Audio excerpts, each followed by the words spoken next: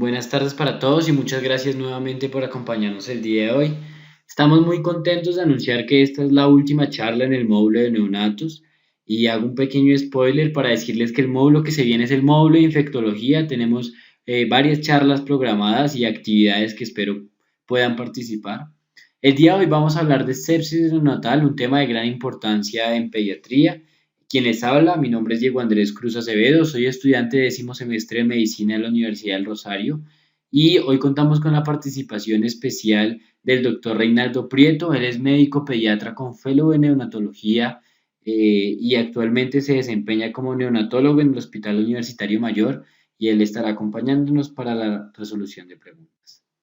Entonces vamos a ahondar diferentes preguntas que nos van a acompañar a lo largo de la revisión para hablar acerca de la sepsis neonatal. Pero antes de eso, pues vamos a mencionar algunos aspectos introductorios que son de gran importancia. Entonces la bibliografía ustedes ya la tienen, está en la página de Instagram del grupo. Sin embargo, pues quiero comentarles. Bueno, entonces les mencionaba que hice un particular énfasis en las guías. Tenemos la guía colombiana que es del 2013, la guía estadounidense que es del 2018 y la guía iberoamericana que es una actualización reciente, salió en julio de este año y pues es de gran importancia poder compararlas y hablar de ellas. Antes de empezar, quisiera hacer como una pequeña encuesta, les va a salir un aviso ahí en el Zoom para que respondan. Realmente no hay una respuesta correcta 100%, la idea es que podamos ver los conceptos a lo largo de la presentación. Entonces la pregunta dice, se trata de un recién nacido a término que presenta un único pico febril, 38.3. Al examen físico no hay otra alteración, no tiene factores de riesgo. Usted está en un rural, falta aclarar ahí, y entonces usted decide. Dejan observación de 2 a 24 horas, da recomendaciones generales y signos de alarma. Remite inmediatamente. Lo deja en observación e inicia terapia antibiótica. Hospitaliza, usa antibiótico y toma exámenes tipo hemograma, punción lumbar y PCR. Entonces contesten con la que estén más tranquilos y ya miramos la opinión general.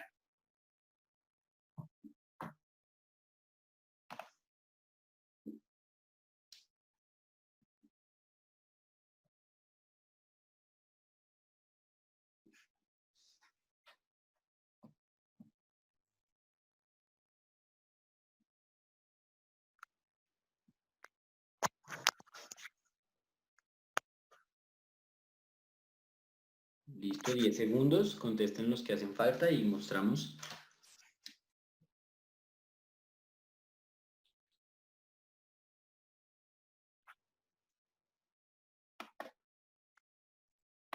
Listo, entonces esos fueron los resultados, la gran mayoría consideró dejar en observación, entonces ya vamos a ver como para poder redondear un poco de estos conceptos y lo vamos a abordar a lo largo de la presentación. Entonces continuemos. Lo primero sería hablar de la definición. Sabemos que es un síndrome clínico caracterizado por signos y síntomas de infección sistémica que se confirma cuando aislamos un patógeno, ya sea bacteria, hongo o virus, a través de los hemocultivos o el cultivo de líquido cefalorraquídeo, que se manifiesta dentro de los primeros 28 días de vida. Una patología, como ya sabemos, neonatal. Es una gran causa de mortalidad y morbilidad en los recién nacidos. Entonces acá hay un punto importante que quiero mencionar y es poder identificar aquellos pacientes que realmente tengan sepsis para hacer un tratamiento oportuno es realmente lo más importante porque se puede asociar a grandes complicaciones si no le damos el tratamiento adecuado. Y asimismo, tratar de aquellos pacientes que de pronto no tengan tanto riesgo de sepsis, no darles tratamiento antibiótico, porque sabemos que el uso antibiótico en edad tan temprana, que cuando no está indicado o no es necesario, podría llevar a ciertos problemas en el sistema inmune. Y sabemos que no más del 30% de los recién nacidos en los que se sospecha sepsis realmente se confirma la sepsis. Entonces vamos a hablar de algunas terminologías que hay que tener en cuenta. Hablamos de sepsis probable o clínica cuando hay una clínica sugestiva, que ya vamos a ver cuál es, con alteración paraclínica, que también ya lo vamos a mencionar. Pero hablamos de sepsis confirmada cuando ya identificamos un patógeno, como les decía, a través de los hemocultivos o a través del líquido cefalorraquídeo. Y hay una clasificación que es de gran importancia y es saber cuándo es de inicio temprano o cuándo es de inicio tardío. Y la diferencia realmente radica en el periodo de 72 horas. En menores de 72 horas hablamos de sepsis temprana, que a lo largo de la presentación lo vamos a representar con la letra E, y cuando hablemos de sepsis tardía, mayor a 72 horas, lo vamos a representar con la letra L, pues sus nombres en inglés para poderlos diferenciar. Hablamos de sepsis severa cuando hay disfunción de más de 2 órganos y hablamos de shock séptico cuando este proceso no responde a terapia hídrica y pues es un paciente que está un poco más complicado. Sobre la epidemiología, pues va a variar dependiendo del país, del sistema de salud, del seguimiento de los cuidados prenatales. Sin embargo, en Estados Unidos reportan una incidencia de 0,5 por cada 1.000 nacidos vivos. Eso ha disminuido por la profilaxis intraparto. Vamos a hablar sobre eso. En el 2013 fue el 15% de las muertes neonatales, casi 430.000 muertes, entonces es de gran importancia. Va a tener mayor incidencia en prematuros y eso lo vamos a ver que es un factor de riesgo importante.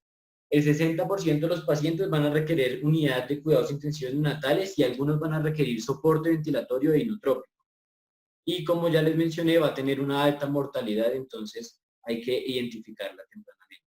¿Qué tenemos de epidemiología en Latinoamérica? Pues algunos artículos hablan de una incidencia de 3,5 a 8,9%. Y acá en Colombia tenemos el reporte del Instituto Nacional de Salud. Específicamente les voy a mostrar la última semana epidemiológica que encontramos de este año, donde nos muestra cuáles son las causas de muerte perinatales y neonatales que presentamos en nuestro país. Y vean que las causas infecciosas están dentro de las 5 primeras. Aunque no hace énfasis específico en sepsis neonatal, vean que igual es de gran importancia y pues es súper importante que sepamos identificar. Ya hablando de la fisiopatología, pues vamos a mencionar que hay 2 factores de gran importancia. La transmisión vertical y la transmisión horizontal. Vamos a hablar de la transmisión vertical. Básicamente hace referencia a contaminación ascendente o una contaminación durante el parto vaginal, diseminación hemática, que no es tan frecuente, es decir, a través de la placenta. Eso se ha identificado sobre todo en casos de listeria monocitógenes. Y en muchos de los pacientes que tengan transmisión vertical, aunque no podemos generalizar, se presenta un foco neumónico. Y esta de transmisión vertical sobre todo va a causar la sepsis temprana, pero también puede causar sepsis tardía, sobre todo cuando hablamos en algunos casos de agalactie, más de 7 días. Ya lo vamos a ver. Y cuando hablamos de transmisión horizontal, generalmente está asociado a otros factores, como factores ambientales, el lavado de manos y todo el cuidado del personal de salud en las unidades de cuidado intensivos neonatales, alteraciones en la piel o en las mucosas, por ejemplo, en procedimientos invasivos, catéteres y demás que puedan tener los pacientes. Y muchos de esos pacientes van a tener un foco en el sistema nervioso central. Hasta el 25% de los pacientes que tienen sepsis tienen un compromiso meningio. Entonces es de gran importancia. Entonces, como les cuento, es sobre todo para la sepsis tardía. Sabemos también que hay factores metabólicos que pueden influir, como la hipoxia, la acidosis, la hipotermia o trastornos metabólicos hereditarios, que todo va a favorecer pues a la inestabilidad del sistema inmune y al mayor compromiso del paciente. Entonces vamos a responder la primera pregunta. ¿Qué factores de riesgo debemos tener en cuenta a la hora de hablar de sepsis neonatal? Se han identificado diversos factores de riesgo, sin duda los más importantes son los siguientes. Que el paciente tenga, la madre durante el embarazo tenga infecciones, pero las más importantes, coreamnionitis, infección de vías urinarias maternas o fiebre intraparto, que sin duda han mostrado mayor riesgo de sepsis. La prematurez, que es muy frecuente, la colonización materna por el estreptococcus del grupo B, ya sea por cultivo vaginal rectal o por bacteriuria por este patógeno o PCR específica para este patógeno que tengamos positiva. Una ruptura prematura de membranas mayor a 18 horas y el bajo peso al nacer son los factores de riesgo más importantes. Y aquí quiero mencionar que la ruptura prematura de membranas es mayor a 18 horas y a medida que va pasando más tiempo, mayor es el riesgo de tener sepsis. Y eso nos muestra este artículo que nos muestra cuánto es el tiempo entre la ruptura prematura de membranas y el nacimiento del recién nacido y cómo se asocia esto a septicemia. Básicamente estudiaron más de 110.000 pacientes, todos eran a término para que la prematurez no fuera un factor de riesgo para sesgo. Excluyeron a todos los pacientes que nacieron por cesárea, aquellos que tuvieron embarazos múltiples, identificaron con una P significativa, estadísticamente significativa, algunos factores de riesgo, como los que ya conocemos. La multiparidad, embarazos múltiples, como les mencionaba, pero acá quiero referirme específicamente a esto. A medida que aumentaba 6 horas, ese tiempo entre la ruptura prematura de membranas y el nacimiento del bebé, aumentaba el riesgo de sepsis neonatal. Entonces, ya conociendo los factores de riesgo, Ahora pasemos a hablar de la etiología. ¿Qué patógeno se aísla frecuentemente pues en los casos de sepsis neonatal? Entonces hay que decir que esto depende de la ruta de la infección, de los factores del patógeno, del huésped, depende de si hablamos de sepsis temprana o de sepsis tardía, pero sin duda las causas bacterianas son la gran mayoría de los casos. También podemos tener causas virales, aunque no son tan frecuentes, sobre todo el herpes, el virus herpes, que también lo presentamos cuando repasábamos y estudiábamos las presentaciones clínicas del TORCH. Y también hay causas fúngicas como la candidemia, pero claramente no es tan frecuente. Las causas bacterianas son las más importantes. Entonces, los dos primeros que tienen gran importancia se los voy a mostrar. El primero sería este. Entonces, vamos a hacer otra vez a manera de encuesta para que ustedes me digan qué ven aquí y pues asociado a lo que estamos viendo, cuál patógeno creen que podría ser. De antemano les digo que es causante de sepsis temprana como tardía. Entonces acá vemos un gram. ¿Qué podemos evidenciar en el gram? Las opciones que les pongo son cocos gram negativos, como el estreptococos del grupo B, cocos gram positivos, como estreptococos del grupo B, cocos gram positivos, como Staphylococcus aureus, o bacilos gram negativos, como la E. coli.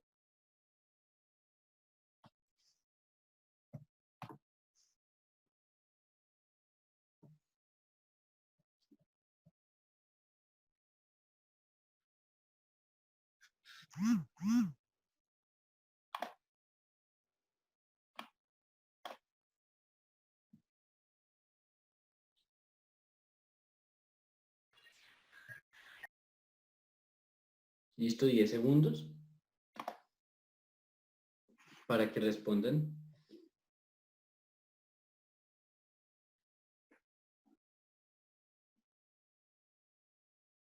Listo, muy bien.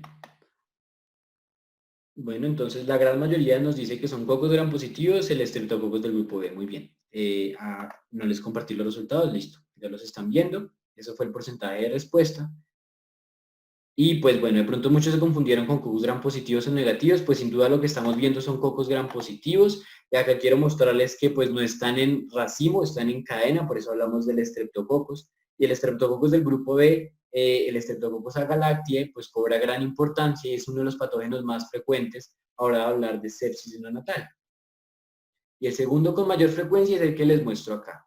Misma historia. Les voy a mandar una encuesta para que respondan rápidamente. Solo tienen que oprimir. Las respuestas son anónimas.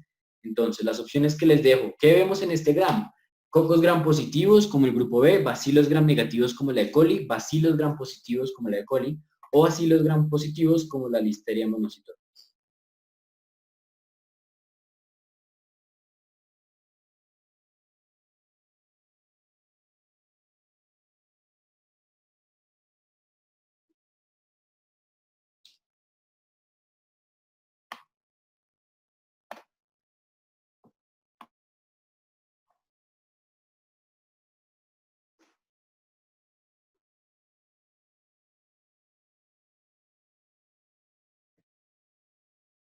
Listo, 5 segundos para que terminen de responder los que no han respondido y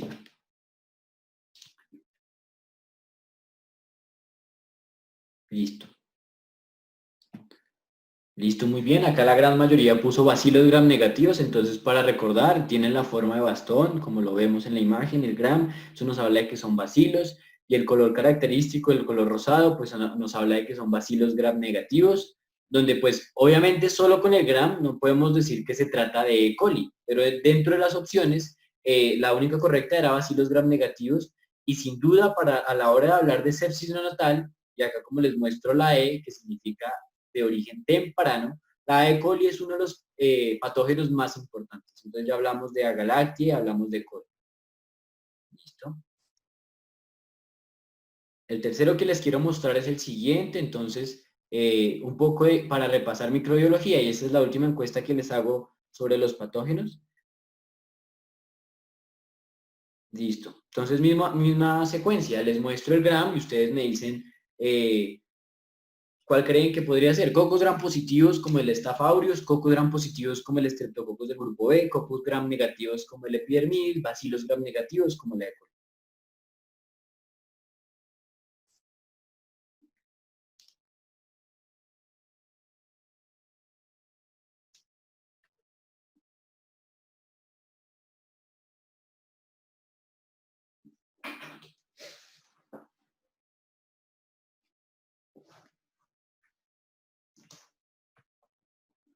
Listo, 5 segundos más para que terminen de responder.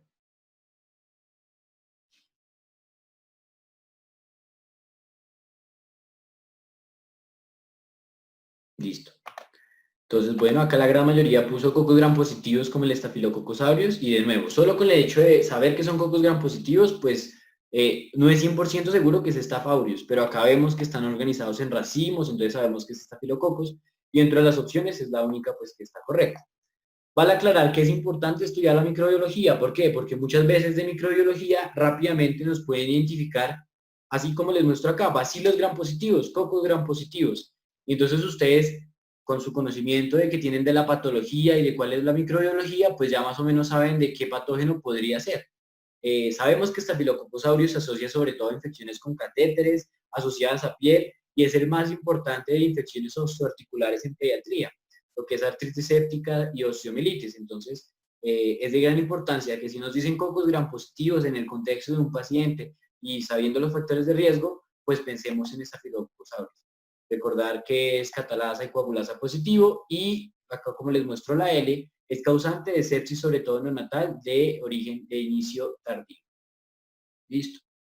Y acá el último, que no hay encuesta, pero me gustaría saber si de pronto alguien quiere participar, pues como les muestro, es de origen también temprano, sepsis neonatal temprana.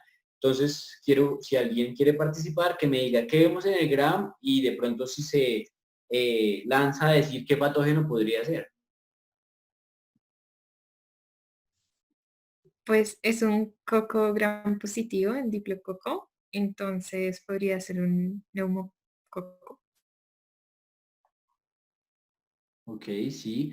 Aunque, bueno, sí, la foto no es tan bonita, pero hay algunos que se ven más como bastoncitos, un poco más alargados. Algunos sí se ven redondos, pero algunos se ven más como bastones.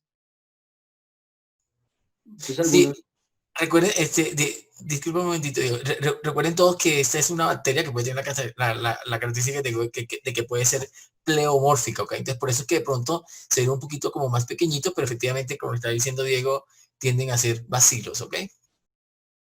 pues, en este contexto, como ya estoy viendo en el chat que varios están respondiendo, en el contexto de bacilos gram positivos y hablando de pacientes en el origen de sepsis neonatal de origen temprano, pensamos en Listeria monocytogenes, causa también importante de meningitis, entonces para tenerlo en cuenta. Entonces esta tabla pues nos ayuda a resumir un poco todo lo que estamos viendo. Entonces de nuevo el Streptococcus del grupo B sin duda es uno de los más importantes de inicio temprano, pero también puede estar en inicio tardío. La E. coli es uno de los más importantes también de inicio temprano. Y de inicio tardío el Staphylococcus aureus como ya veíamos. Adicional pues quiero mencionar que lo que son los enterococos son frecuentes sobre todo en pacientes prematuros, aunque pues no tan frecuentes como el Streptococcus del grupo B, por la translocación bacteriana que se pueda presentar. Otras bacterias gram negativas como la Klebsiella, la Enterobacter, el Citrobacter, la Pseudomonas están presentes en pacientes sobre todo de infección de origen tardío y en lactantes que están en unidad de cuidados intensivos, que tienen largos periodos de tiempo hospitalizados. Entonces podemos identificar. Y los Staphylococcus coagulasa negativo también están presentes, como lo veíamos en las encuestas de Instagram el día de hoy, a dispositivos, sobre todo cuando el paciente tenga catéteres. ¿Listo? Entonces ahí va la última pregunta de microbiología de gran importancia. ¿Cuál de los siguientes es un Staphylococcus coagulasa negativo? S. aureus, S. epiógenes, S. epidermidis, S. pneumoniae y S. virians.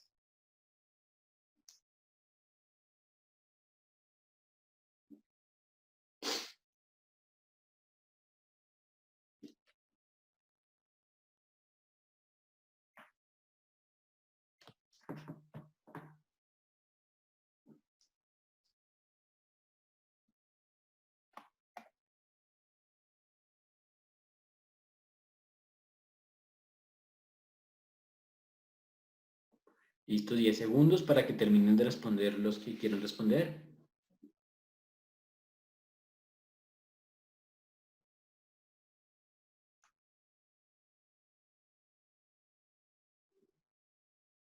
Listo, entonces la gran mayoría habló del Staphylococcus epidermidis, que sin duda pues es la respuesta correcta. Recuerden que Aureus es coagulasa y catalasa positivo y pues así también nos los pueden ayudar en microbiología a identificarlos. Entonces el resumen de esta parte sería, Estreptococos del grupo B y la E. coli pues son de pronto los más importantes en sepsis neonatal de origen temprano. También se pueden presentar en tardío y dependiendo de los factores de riesgo podemos identificar algunos en específico.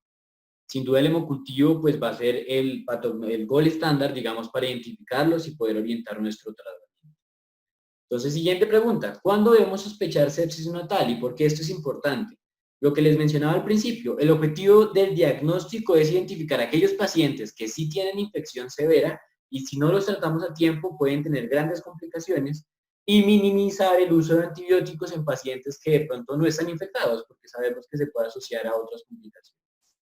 Se describen en artículos que hasta el 95% de los recién nacidos, pues claro, dependiendo de los hospitales y de las unidades de cuidados intensivos, pueden tener antibióticos empíricos por sospecha de sepsis neonatal.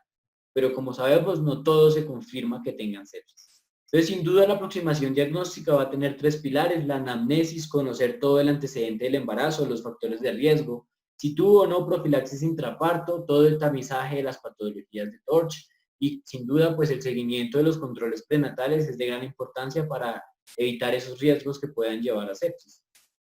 Y las manifestaciones clínicas que vamos a ver y los paraclínicos. Entonces, hablemos primero de las manifestaciones clínicas. Como hemos visto a lo largo de este mes y de todas las revisiones de neonatos, los síntomas suelen ser muy inespecíficos, pueden tener síntomas sutiles hasta un shock séptico profundo. Entonces, lo que van a mostrar los pacientes es que algunos van a tener distermias, alteraciones en la temperatura, pueden tener fiebre persistente y otros pueden tener hipotermia, sobre todo los prematuros. Pueden presentar alteraciones cardiopulmonares como distrés respiratorio, taquipneas, gruñidos, signos de dificultad respiratorio y apneas también en prematuros, siendo los signos respiratorios los que con más frecuencia vamos a identificar. A nivel cardíaco encontramos taquicardia, bradicardia, alteraciones de bajo gasto, todo lo relacionado. También podemos tener alteraciones neurológicas, un paciente con alteración del estado de conciencia, disminución del tono, pueden estar somnolientos y en algunos casos pueden presentar convulsiones, aunque no es lo más frecuente. Y algunos síntomas también inespecíficos, podemos presentar hiporexia, vómitos, ictericia, hepatoesplenomegalia y distensión abdominal. Sin duda, pues son muy inespecíficos, entonces tenemos que llevar un seguimiento y una idea clara de qué es lo que podemos presentar con los factores de riesgo, y eso lo vamos a hablar más adelante. Sin embargo, vamos a ver que desde el parto podemos encontrar aquellos niños que puedan tener más riesgo. La taquicardia fetal, el líquido amniótico meconiado aumenta 2 veces el riesgo, como nos muestra este artículo que les estoy mostrando. Y uno de los factores de riesgo más viejos identificados es aquellos pacientes que tengan un Apgar por debajo de 6, claramente tienen mayor riesgo, y la multiparidad también se asocia a esto. Y ya hablando de variables como tal de los signos vitales, algunos artículos hablan de CIRS, la respuesta inflamatoria sistémica, y otros prefieren hablar de la respuesta inflamatoria fetal, dado a que los lactantes, los neonatos tan pequeños, no tienen una respuesta tan desarrollada y pueden presentar una respuesta un poco inmadura. Sin duda lo que vamos a presentar en diferentes órganos va a ser lo siguiente: a nivel cardíaco, como les contaba, frecuencias por encima de 180 o por debajo de 100 de bradicardia, o tensión arterial por debajo de 2 desviaciones estándares, 2 desviaciones por debajo de lo estimado para la edad. A nivel respiratorio podemos tener frecuencias respiratorias mayores a 60 por minuto, o los signos de dificultad respiratoria con desaturación, la alteración del estado de conciencia, y en general signos de bajo gastro como la perfusión alterada, el llenado capilar mayor a 3 segundos y la inestabilidad de la temperatura. Entonces, sobre esto, pues demos un mensaje, digamos, un poco más concreto. Sabemos que los síntomas son inespecíficos. Sin embargo, si un paciente tiene sintomatología, sin duda hay que tenerle cuidado y hay que echarle un ojo. ¿Por qué? Porque en los estudios han demostrado que en sepsis neonatal, el riesgo de que tengan sepsis neonatal de un paciente que sea asintomático solo es del 0.21%. Aquellos que tienen un examen dudoso es del 2.6%. Y aquellos que tengan clínicas sugestivas hasta de un 11%. Entonces, sin duda, si hay clínicas sugestivas y tenemos hallazgos, pues es de gran importancia identificarlos y pues que nos haga hablar del tratamiento. Entonces, en la guía colombiana, ¿qué nos dice? Que se sospecha con al menos 3 o más hallazgos clínicos.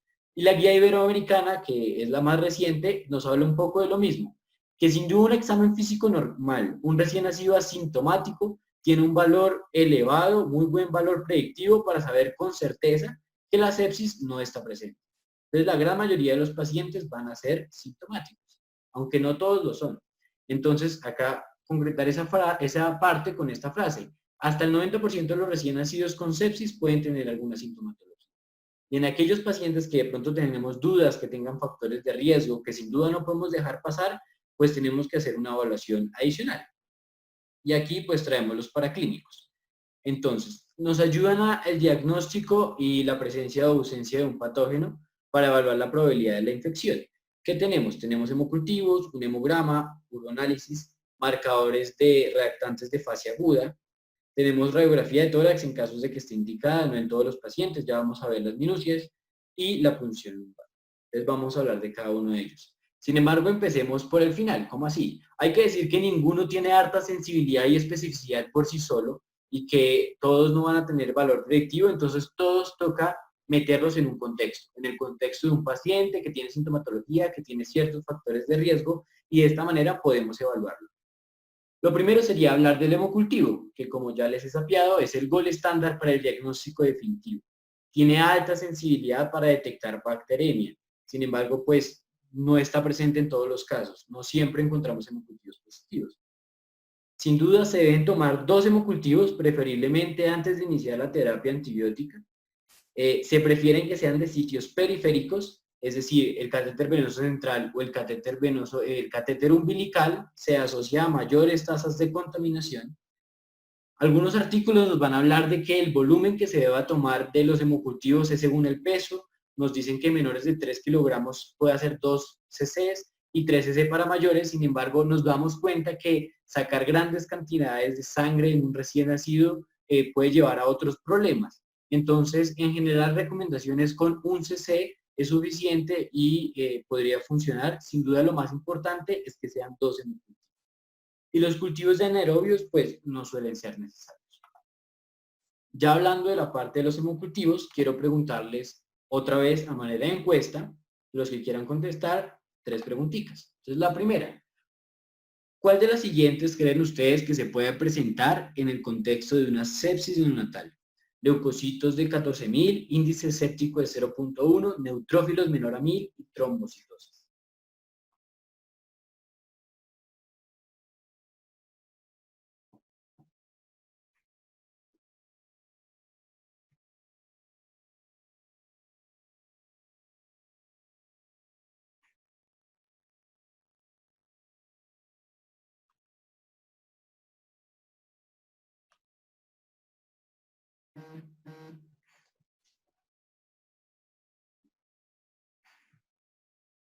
¿Listo? 5 segundos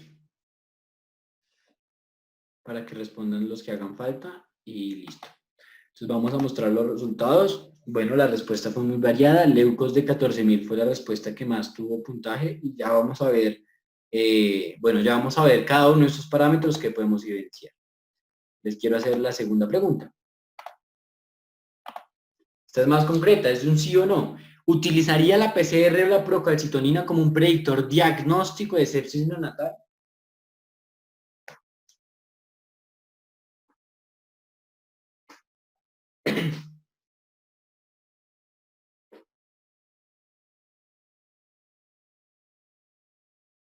Cinco segundos.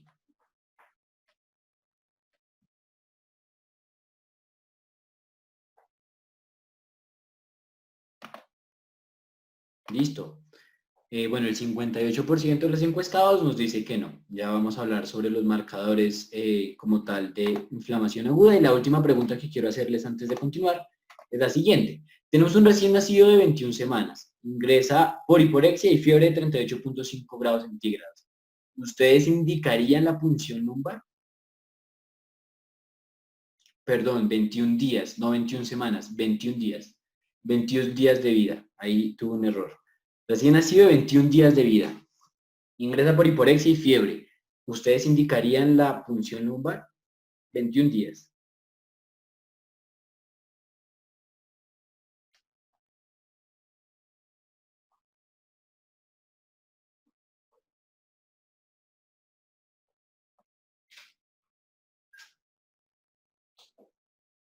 Listo, 5 segundos.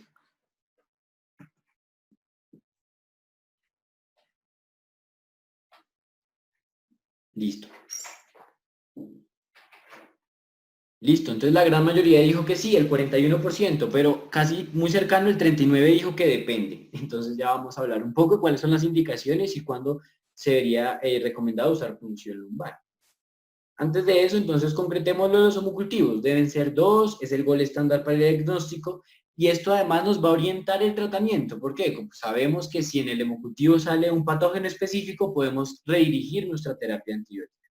Y además, estudios recientes nos hablan de descontinuar el uso de antibiótico en aquellos pacientes que tengan menor riesgo de realmente tener sepsis. Este estudio es muy frecuente, hace un mes, nos habla del tiempo de positividad de los cultivos en el diagnóstico de sepsis neonatal. Entonces, evaluaron 491 neonatos en diferentes centros hospitalarios en Estados Unidos, tomaron 71.000 cultivos en las primeras 72 horas de vida de los recién nacidos, donde solo 1.600 fueron positivos. Y de esos 1.600, 63% fueron por contaminación. Vean que la tasa realmente de cultivos positivos por un patógeno no es tan alta. ¿Qué evidenciaron? Lo primero, y que es esperable, es que los cultivos que realmente eran de patógenos se presentaron más frecuentemente, o sea, más rápidamente, perdón, en las primeras horas después de tomar el hemocultivo. Y los que eran contaminación, pues se presentaron más tardíamente. Eso es algo que ya conocemos con una P significativa. Sin embargo, los hallazgos más importantes fueron los siguientes. En los patógenos más comunes, que ya sabemos cuáles son, el Streptococcus del grupo B y la E. coli, realmente no mostraron diferencia. La positividad era casi del 97-96% respectivamente a las 36 horas de tomar el hemocultivo. Y a las 48 horas ya era casi el 100%. Y en general, de todos los cultivos tomados, nos muestran esta gráfica donde resume muy bien los hallazgos. Y es que el 94% de los cultivos eran positivos a las 36 horas de vida y el 97 a las 48 horas, perdón, de vida no, de tomado de los hemocultivos.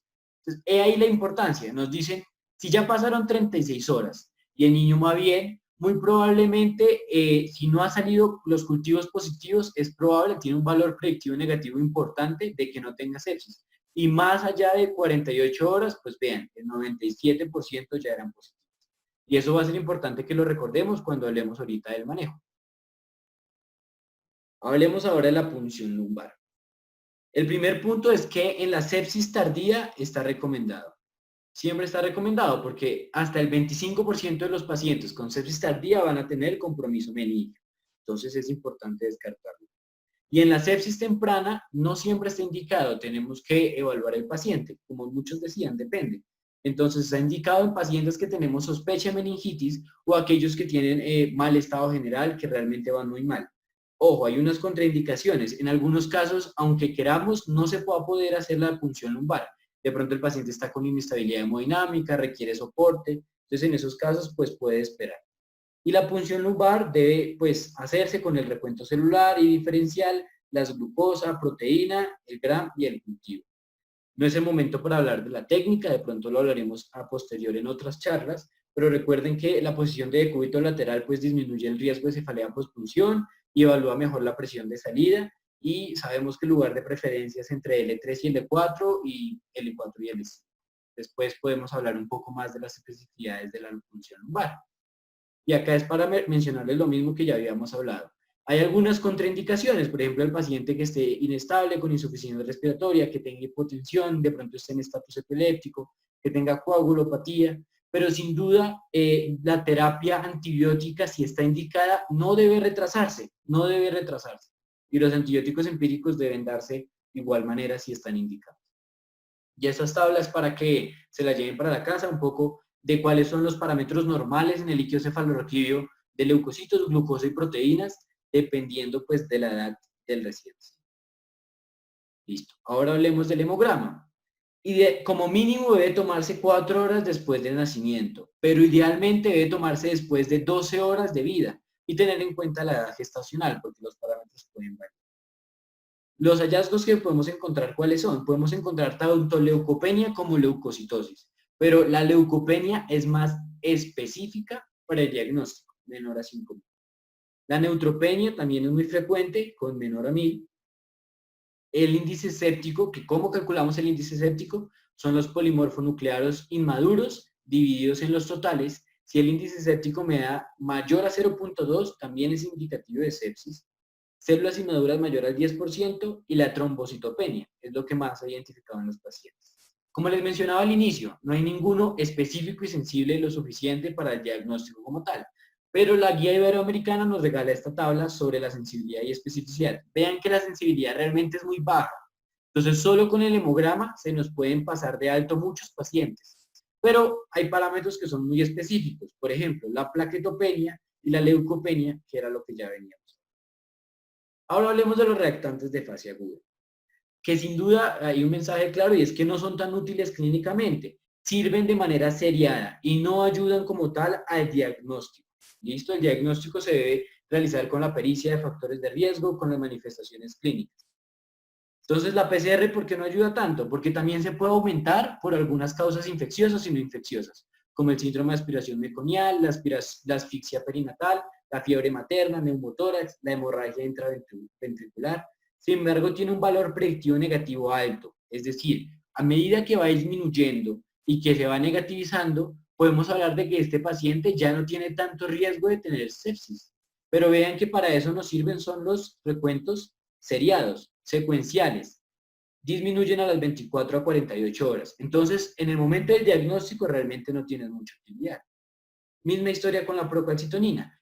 Generalmente la procalcitonina aumenta en las primeras 48 horas de vida, pues en el posparto, en todos los recién nacidos.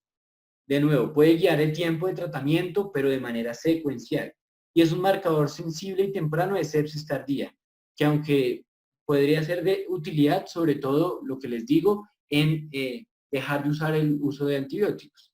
Porque si ambas son negativas, hay una alta probabilidad de que no tenga sepsis neonatal. Pero como tal en el diagnóstico, pues no tienen gran utilidad.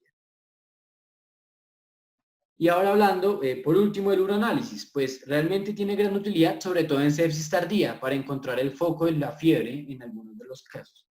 El urocultivo no se recomienda de forma rutinaria, solo pues cuando hay sospecha del uroanálisis patológico. Y lo podemos tomar, como sabemos, por sonda o por punción suprapúbica.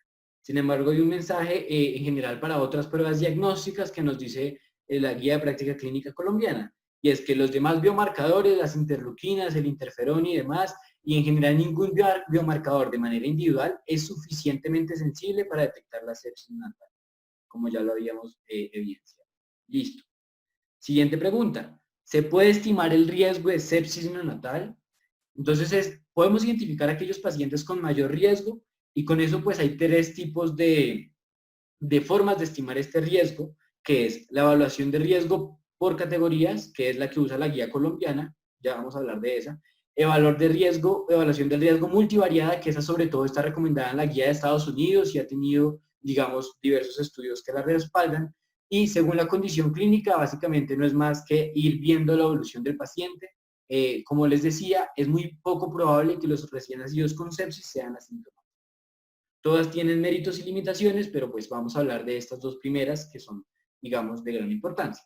Primero les voy a hablar sobre la colombiana y es según factores de riesgo. Identificamos cinco tipos de factores de riesgo. La ruptura prematura de membrana mayor a 18 horas, la coriamnionitis, la fiebre materna, el hecho de que sean prematuros y la colonización por el estreptococos del grupo B. Eso ya lo hablamos, son factores de riesgo que están muy relacionados con la sepsis. Si el paciente tiene solo uno de estos factores de riesgo, sin duda lo que hay que hacer es observación. De 12 a 24 horas tenemos que ver las variables clínicas, la temperatura, el patrón respiratorio, pero aquí no está indicado el uso de antibióticos y tampoco de hacer exámenes adicionales. Observación. En cambio, si hay la combinación de dos factores de riesgo, es decir, un recién nacido que tenga un antecedente de ruptura prematura de membranas y además tenga prematurez, sin duda está recomendado tomar hemocultivos, exámenes y además iniciar tratamiento antibiótico empírico profiláctico. Pero hay una excepción a la regla. En casos de coreamnionitis con más de 3 criterios, ¿cómo así? Los criterios clínicos, que ya sabemos cuáles son: fiebre, dolor a la palpación, y además paraclínicos que demuestren respuesta inflamatoria, esto es en la madre, es decir, un diagnóstico clínico de coreamnionitis en la madre por sí sola como hallazgo aislado, se recomienda iniciar tratamiento y hemocultivo. Entonces, en resumen, un solo factor de riesgo, observación. 2, estudios y tratamiento. Pero si el factor de riesgo único es la coriamnionitis, también se recomienda el diagnóstico con diversos exámenes y el tratamiento oportuno. Y dos palabras sobre la evaluación del riesgo multivariada. Básicamente lo que quieren evaluar es una escala objetiva, como una calculadora del riesgo de sepsis. Y eso se ha probado en varios artículos, digamos que este es el más grande, es un estudio de cohorte con más de 200.000 recién nacidos, y lo que mostró fue varias cosas. Después de la implementación de la calculadora, el uso de hemocultivos, o sea, la toma de hemocultivos, es esta gráfica que vemos aquí, bajó en un 66%. Entonces, ya no a todos los pacientes se le hacían hemocultivos. Y asimismo, el uso de antibióticos bajó en un 48%. Es decir, no a todos los niños les estaban dando antibiótico. Nos ayuda a diferenciar a aquellos que tengan sepsis. ¿Y por qué? Porque evalúa unas variables objetivas, como algunos factores de riesgo, los que ya conocemos, el uso de profilaxis intraparto, el uso de, la colonización por estreptococcus de grupo B, y además variables clínicas medibles como el APGAR, como la necesidad de oxígeno, como factores de signos vitales que podemos evaluar. Sin duda esto ha tenido gran utilidad y la guía de Estados Unidos, digamos que le da gran validez, pero hay que decir que tanto la guía iberoamericana como la colombiana nos recomienda lo siguiente: no es factible usar estas escalas de probabilidad, ya que tienen baja confiabilidad, utilidad, pero lo más importante que hay que mencionar es que no es extrapolable, digamos, a nuestra población y haría falta estudios para complementar esta parte. Y ya vamos acabando. Pasamos a las últimas partes. ¿Cuál es el manejo inicial en aquellos pacientes con sepsis neonatal? Pero antes de hablar de esto, quisiera hacerles unas preguntitas para ver cómo vamos. Entonces, de nuevo, les sale el aviso, los que quieran participar. Se trata de un recién nacido a término, asintomático. Como único factor de riesgo, usted identifica que presenta ruptura prematura de membranas de más de 18 horas. ¿Estaría indicado el inicio de antibióticos? Sí, no, depende.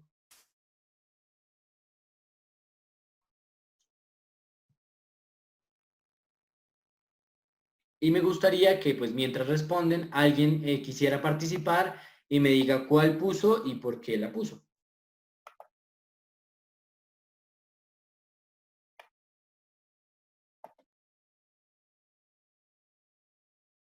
Bueno, 10 segundos para terminar la encuesta.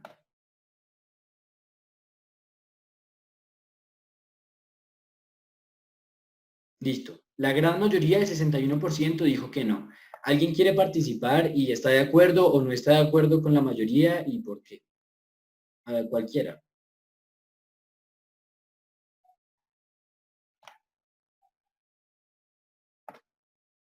Bueno. Bueno, no hay problema. Podemos continuar y decir de lo que ya habíamos hablado. Si tiene solo un factor de riesgo, pues no estaría indicado el uso de antibióticos. Si este factor de riesgo solo es la corioamnionitis, sin duda sí está recomendado. Una pregunta antes de empezar la parte del manejo. Esto ya es como un casito. Se trata de un recién nacido a término.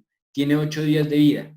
Ingresa por fiebre asociada a distensión abdominal, leve dificultad respiratoria. Tiene 8 días de vida. Usted decide iniciar antibiótico. ¿Cuál es el esquema de su elección? Ampicilina metronidazol, ceftriaxona vancomicina, meropenem, ampicilina gentamicina o cefotaxime claritromicina.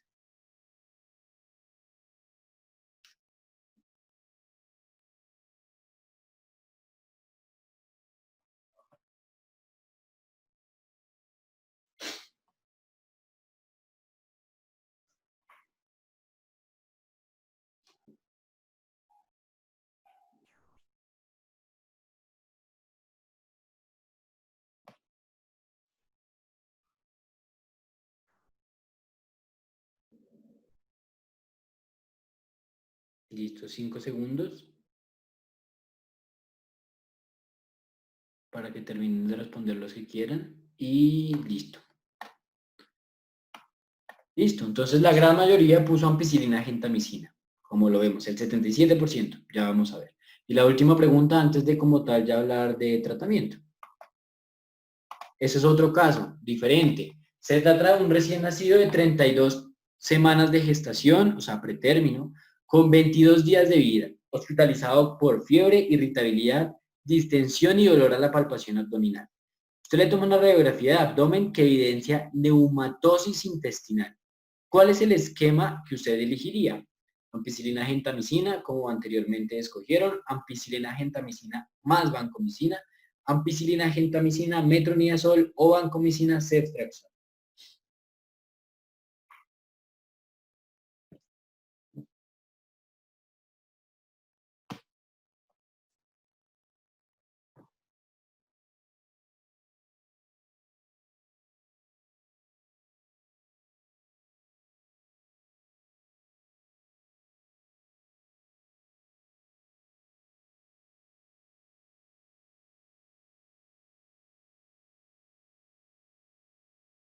Listo, 5 segundos. Si alguien más quiere responder. Y si no, avanzamos. Listo. Entonces, de nuevo, para mostrarle, la gran mayoría puso ampigenta con metronidazol. Y bueno, quisiera saber si de pronto algunos de los que puso esta opción quiere compartirnos por qué puso esta opción.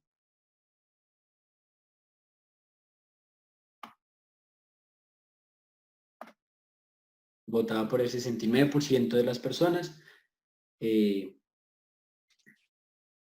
Pues tiene afección abdominal y tiene evidencia de neumatosis intestinal, es prematuro, muy seguramente tenga enterocolitis necrosante y pues toque cubrir foco abdominal.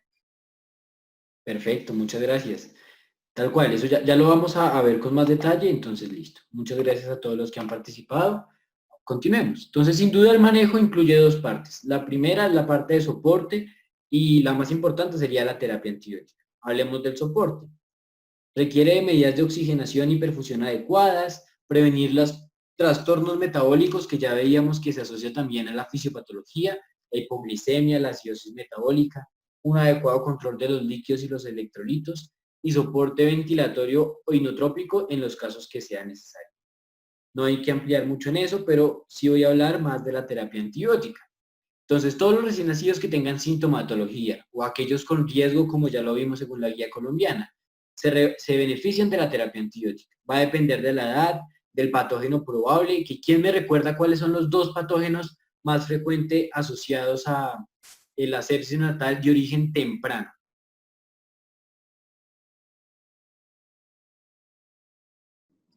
Estreptococo del grupo B y E. coli. Muchas gracias. Listo, exactamente. Entonces, dependiendo de los factores de riesgo, pues también podemos ver. El patrón de resistencia local, si tenemos estudios de nuestros hospitales, pues tendría gran utilidad. Y la sospecha de diferentes focos, dependiendo pues de lo que encontremos al examen físico. Como ya vimos, la primera línea de la terapia, digamos, de elección es ampicilina más un aminoglucósido.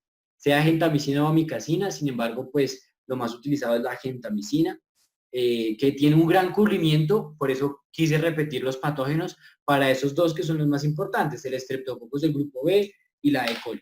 Además de otros gram negativos, también sabemos que la ampicilina podría entrar al sistema nervioso central, nos ayuda en esa parte. La gentamicina y esta combinación además hace sinergia, como ya muchos conocen. Y la dosis va a depender pues de la edad gestacional y del peso. Les traigo estas tablas que se ven un poco densas, pero habla de cuáles son las dosis dependiendo de la edad gestacional y del peso para ampicilina y los aminoglucósidos, pero también para otros antibióticos. Pero no se afanen si de pronto no lo ven aquí fácil en la presentación. Y una vez los invito a que pues revisen nuestro Instagram más o menos el día de mañana. Vamos a subir un post resumen de esta revisión donde vamos a hablar de estas dosis para que las tengan ahí guardadas en su celular. Sobre los aminoglucósidos, muchos dirán, listo, pueden ser ototóxicos y tóxicos, pero sobre todo a dosis altas, y estos eventos adversos no son tan frecuentes. Sin embargo, en casos de usar el aminoglucósido, pues solemos pedir pruebas de función renal basales para identificar en caso de presencia. Muchos preguntarán, o pues surgirá la duda, ¿por qué no usar ampicilina más una cefalosporina de tercera generación? Las cefaspolinas de tercera generación también cubren gram negativos, además cubren sistema nervioso central, entonces pues muchos dirán que podría ser indicado o incluso mejor, pero entonces acá les muestro un poco de la evidencia, y es que no hay realmente diferencia entre la eficacia, ambos cubren los patógenos más probables de igual manera. Sabemos que las cefalosporinas de tercera generación aumentan la inducción de resistencia, sobre todo en aquellos patógenos AMC. Entonces no nos ayuda por la parte de la resistencia. Sabemos que la combinación que ya les dije, aminoglucósido con ampicilina, aumenta también el cubrimiento contra Listeria monocytogenes. Y acá les tengo una pregunta para el que quiera responder. ¿Por qué no usamos ceftriaxona en recién nacidos? ¿Quién me dice? Porque aumenta el riesgo de bueno, no, porque uno de esos efectos es el desplazamiento de la bilirrubina. Exacto. ¿Y eso qué riesgo aumenta? ¿Qué puede llevar a causar?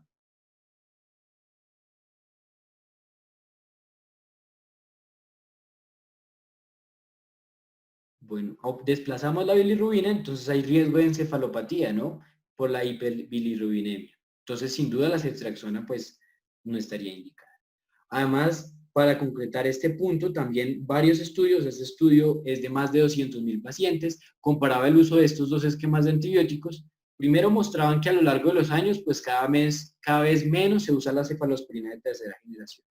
Pero no solo eso, además de lo que ya hemos hablado, las tasas de mortalidad son mayores, con una P significativa, aumenta el riesgo 1.5 veces de mortalidad el uso de ampicilina con cefotaxima en los pacientes, que sería la cefalosporina de tercera generación. Entonces, sin duda, pues no es un esquema, digamos, preferido y nos quedamos con la ampicilina, con la gentamicina o, bueno, el aminoglucósido. Ahora la pregunta, ¿cuándo sí podríamos usar la cefalosporina de tercera generación? ¿Quién me dice?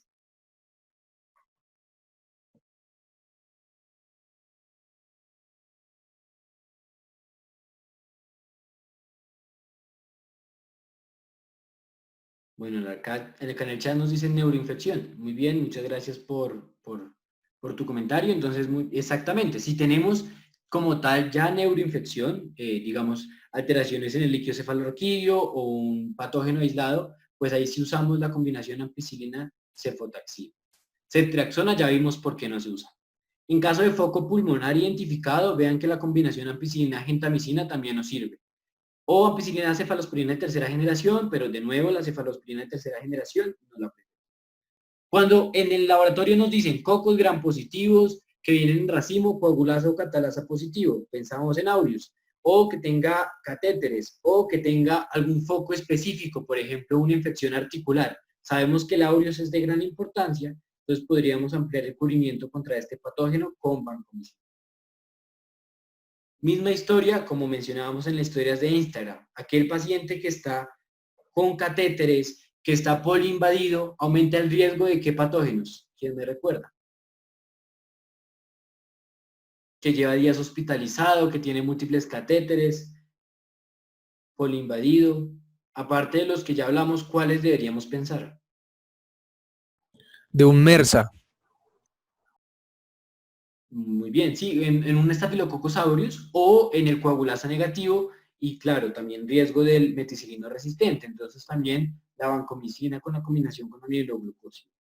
El caso que les exponía, y es un poco también para hacer propaganda, en el caso de pacientes prematuros que hay riesgo de enterocolitis necrotizante, podríamos ampliar la cobertura con un antibiótico que cubra anaerobios. Tenemos Clinda o metronidazol, pero sin duda metronidazol es el que más utilizamos.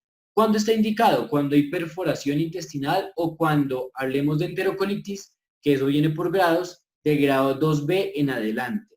¿Y por qué digo que es un poco de propaganda? Porque estamos trabajando con un futuro grupo de pediatría de la Universidad Javeriana que está en construcción para hacer una revisión de enterocolitis necrotizante, que desde ya los invito, estamos cuadrando para el próximo mes.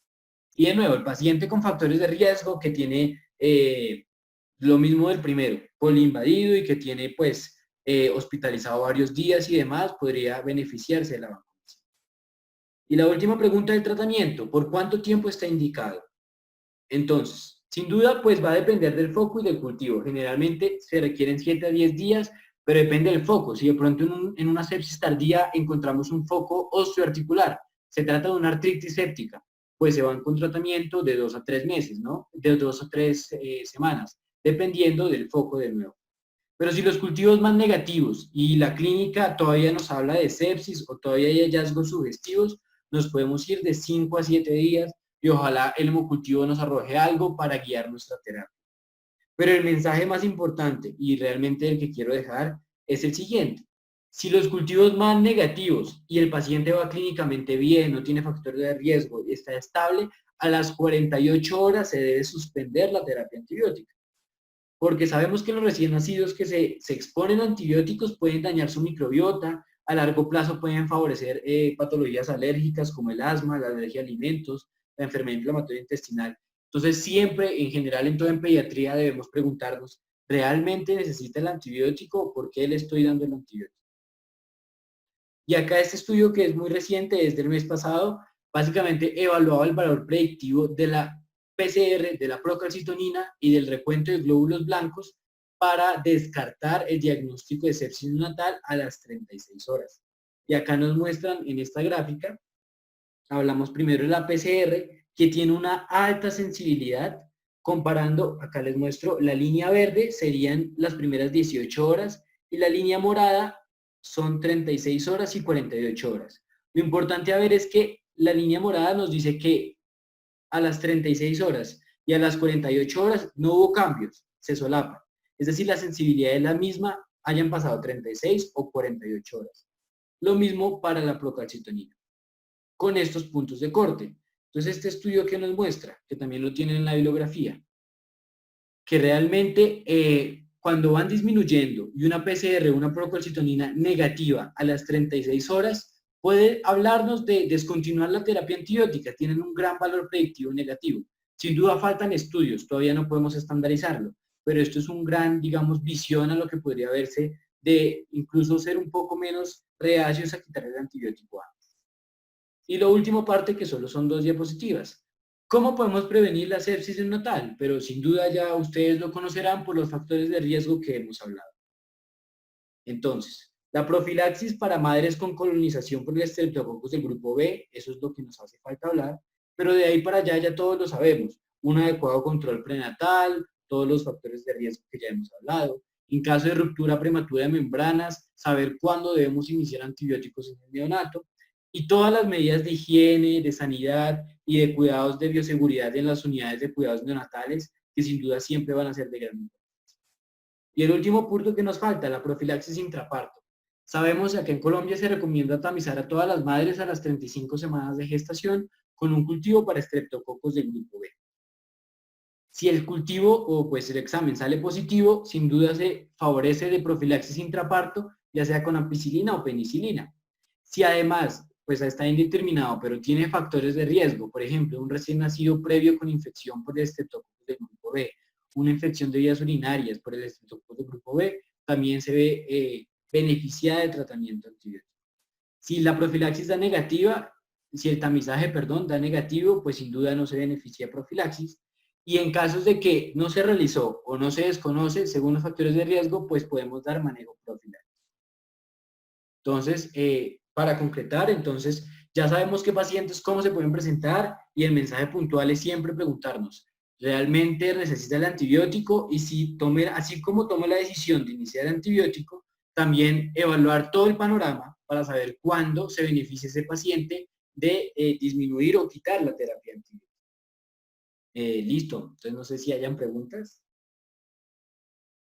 Que tenemos al doctor y pues muchas gracias a todos por su participación y asistencia.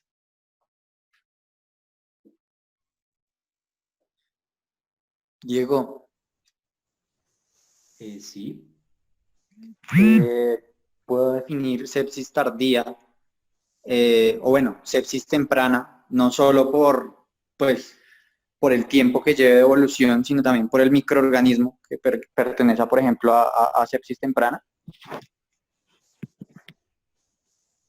Bueno, realmente la definición es por el periodo de tiempo, 72 horas. Sin embargo, sabemos que hay algunos más frecuentes, pero realmente no puede ser totalmente cierto. Como veíamos, digamos, el estreptococos del grupo B puede estar en sepsis temprana o en sepsis tardía. No sé si el doctor me quiera complementar con algo. Sí, totalmente de acuerdo con Diego, ¿ok? La literatura determina con respecto al tiempo o define con respecto a el tiempo menos de 72 horas, sepsis temprana, más allá de las 72 horas, sepsis tardía.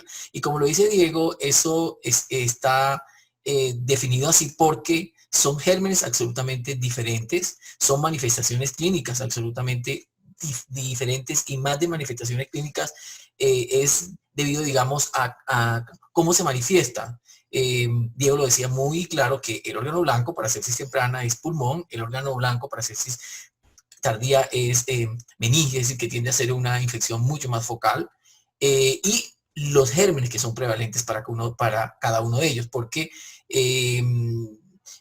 hay que tenerlo en cuenta, porque tanto las herramientas diagnósticas como los antibióticos empíricos que nosotros vayamos a utilizar en una u en la otra van a ser totalmente diferentes, ¿ok? Entonces hay que tener en cuenta el tiempo, ¿vale? Muchas gracias, doctor.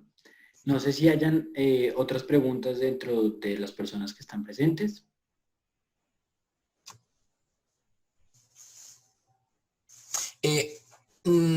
Diego, otro aspecto que hay que tener en cuenta es el de la punción lumbar. Estoy totalmente de acuerdo contigo. Las guías no recomiendan hacer punción lumbar en sepsis temprana como tal, ¿ok?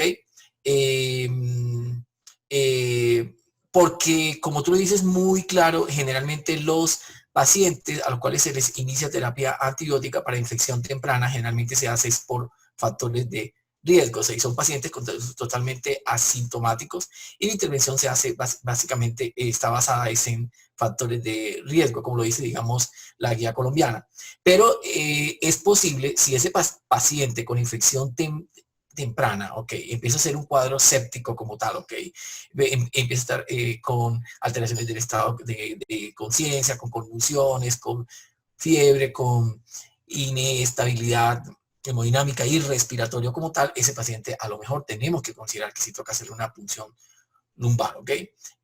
O la otra indicación para sepsis tardía, siempre vamos a hacer punción lumbar, porque se sabe que 1 de cada 3 niños sépticos pueden cursar con neuroinfección, ¿ok?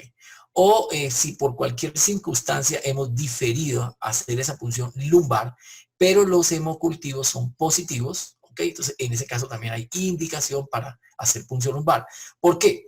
Porque, como lo dice Diego, la estrategia antibiótica a lo mejor va a cambiar. Ese paciente no lo vamos a manejar nosotros en el contexto de una infección temprana con ampicilina más un aminoglucósido, sino que en ese caso de pronto tenemos que adicionar o hacer un cambio hacia ampicilina más una cefalosporina de tercera generación.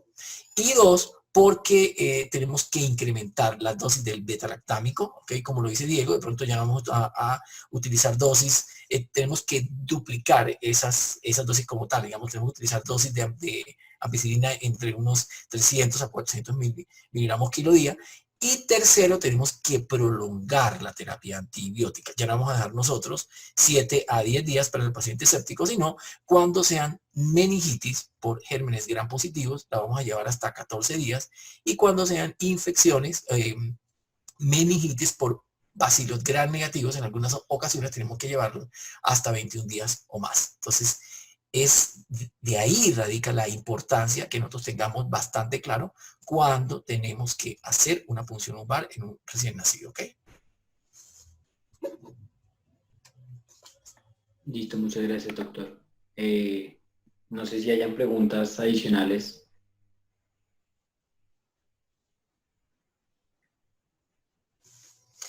Con respecto a los antibióticos, pues hay algunas asociaciones y cositas, pero estoy totalmente de acuerdo con lo que dice Diego, ¿ok?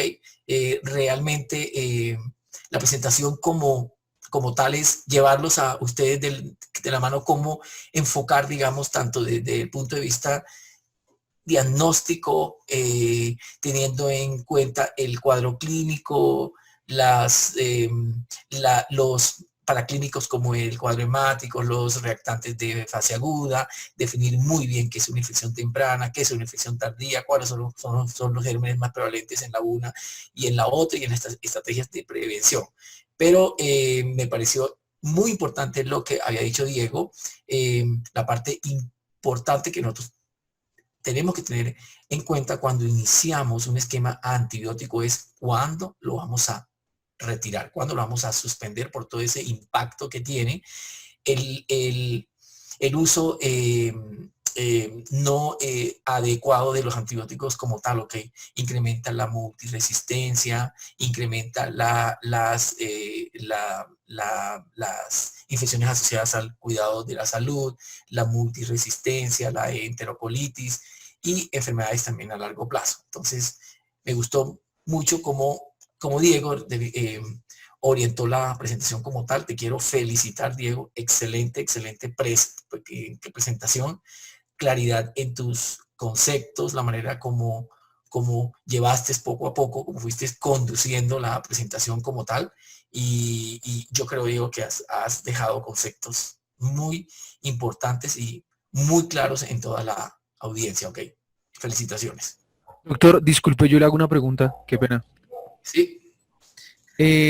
Pues teniendo en cuenta lo que dijo Diego, que los marcadores como la procalcitonina se utilizan es de forma seriada, ¿pesa más, digamos, una mejoría para clínica?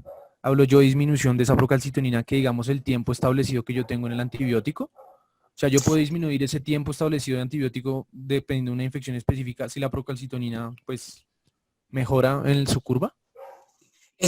A eso es lo que se busca sobre todo, ¿qué te digo yo? Si son infecciones tu pregunta es muy importante porque hay que tener en cuenta que la tasa de recuperación de hemocultivos postpositivos en sepsis no es tan alta, no supera más allá del 30% como tal. Entonces, ustedes en gran parte, digamos, de los procesos infecciosos como tal, van a tener de pronto una sepsis clínica o lo que nosotros llamamos también sepsis con germen no determinado como tal, ¿ok? Entonces, son en esos casos en los cuales, digamos, los marcadores de infección como la PCR y la procalcitonina nos orientan hasta dónde llevar nosotros definitivamente esa terapia antibiótica como tal. Y como lo dice Diego, su utilidad radica no tanto, digamos, para hacer diagnóstico de infección, sino para descartar infección, como lo dice él, el análisis seriado de esos marcadores como tal nos lleva a que si nosotros tenemos 2 PCRs negativas en un intervalo de unas 24 horas, descartan un proceso infeccioso y usted con toda tranquilidad puede suspender esos antibióticos como tal. O también te orientan si el proceso infeccioso se está modulando o no y de una manera favorable te puede decir cuánto tiempo de antibiótico puedes dejar tú pues esos antimicrobianos, ¿ok? Pero sí son bastante útiles, digamos, en ese concepto como tal. Sin embargo, pues por nosotros tenemos en cuenta, hay cosas, sin embargo, faltan estudios. Yo sé de pronto lo que yo les estoy diciendo en este momento, es posible que esta noche o mañana salga un artículo como tal que esté refutando lo que yo les estoy diciendo sobre antibióticos en este momento. Cuando uno lee sobre los esquemas de antibióticos en los recién nacidos y en los adultos como tal, definitivamente, y si es en neonatología como tal, faltan estudios para uno poder definir si esos tiempos de antibiótico que se han definido desde hace 20 años o más, como les digo yo, si ustedes leen sobre meningitis, le dicen a uno, meningitis por un gram positivo, 2 semanas, meningitis por un negativo, 3 semanas. También se debe tener en cuenta que todos esos tiempos de antibióticos se hicieron hace 20 años o más, cuando no existían, digamos, cefalosporinas de tercera ni de cuarta generación, ¿ok? Cuando no se hacía un diagnóstico tan temprano de los procesos infecciosos como tal, cuando no teníamos todas unas estrategias cada vez mejor de atención primaria, ¿ok? Mejor control prenatal. Entonces, son todas esas cosas que le tocaría a uno en cierto momento poner en una balanza y preguntarse siempre uno, ¿no será que estamos abusando, digamos, de los antibióticos también cuando tenemos procesos infecciosos instaurados ya? Esa es la pregunta que siempre se han hecho realmente los investigadores y faltan líneas de investigación en esos tópicos, ¿ok?